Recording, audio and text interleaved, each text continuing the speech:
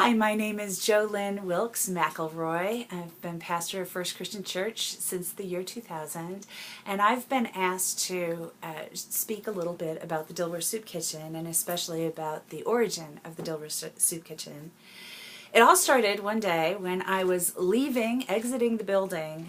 My car was parked on Dilworth Road East, and I was heading out to go make a pastoral visit, and there was this man jogging. His name was Alan Sachs. And he was making jokes about me putting political signs up on the church building and how visible they'd be and how great it'd be for the election. This was the year 2008, and this was the last week of October, so right before that election. And so he's joking around, and then he said, you know, this church, I hear such good things about this church. And I said, well, of course, it's a great church. You should come.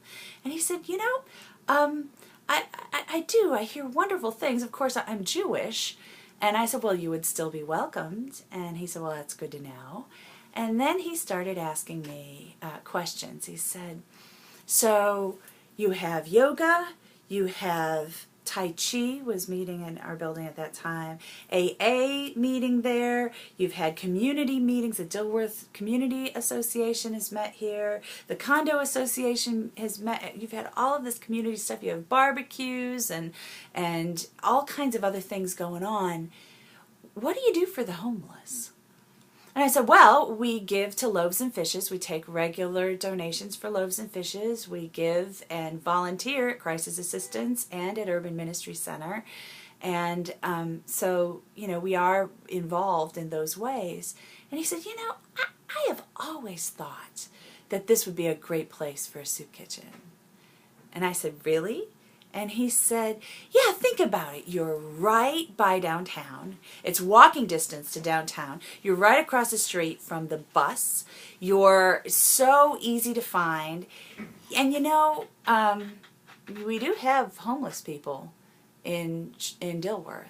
And I said, well, that's true. And he said, and some of these homeless people sit on the steps of your church and hang out all day. And I said, well, you got me there. He said, you know, you could feed a lot of people with just a pot of soup. I do that. I cook at Samaritan House. And I feed a lot of people with just a pot of soup. And you can make it really nutritious because people don't get enough vegetables these days.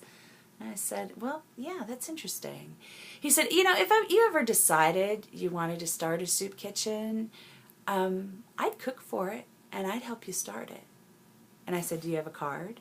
And he gave me his card, and I thanked him, and I told him, you've planted a seed today. And I thought, here it is, it's close to November, it's going to be Thanksgiving, and then it's going to be Christmas, and really busy at the church, and I probably won't even think about this idea until January. And so I went on my way, and he went on his. And then we were inundated with all kinds of people with terrible life problems that had come to the church, called the church. They were looking for help anywhere they could find it. The economy had tanked and all these people lost jobs and money, and there was one woman who was $3,000 behind in her rent, and she called the church looking for help. She had kids and she'd never been in this situation before, and I had a little pastor's discretionary fund, helping hand fund, that I could use to help people, but I didn't have $3,000 to help her. And so it made me need to tell these stories more. And so I started talking more about how there were problems in the economy, people were really desperate and needed help, and we as a church needed a better way to respond.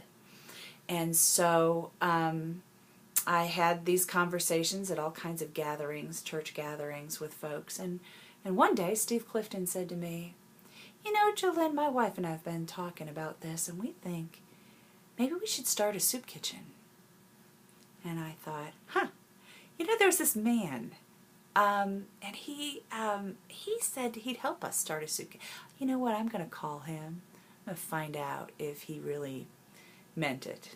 So I called him, and he came over to the church, and he looked at the church, and we're standing in the kitchen in the fellowship hall, and he's looking around saying, this would work. And that was really the beginning of the Dilworth Soup Kitchen.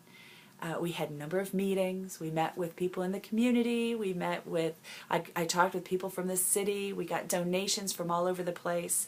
And the first day of the Dilworth Soup Kitchen was December 24th, Christmas Eve, 2008.